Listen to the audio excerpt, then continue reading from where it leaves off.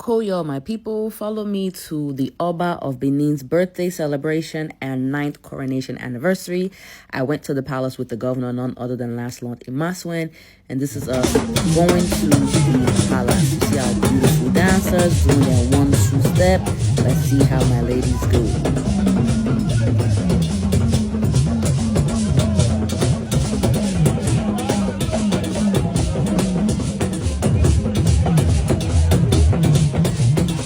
The venue was packed with well-wishers. We have politicians, we had traditional rulers, we had all sorts of amazing people attend to honor the Oba.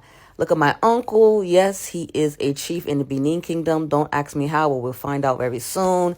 This is my cousin and his fellow people of the assembly. We await the arrival of the Oba, and here he is in all of his majesty and glory. And of course, the people of the great Benin Kingdom are surrounding him because he, to them, is God's representation on earth.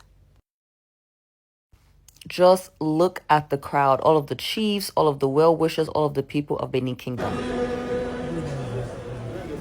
Then the chiefs and other well-wishers of the kingdom come to sing their praises and pay homage to the Oba.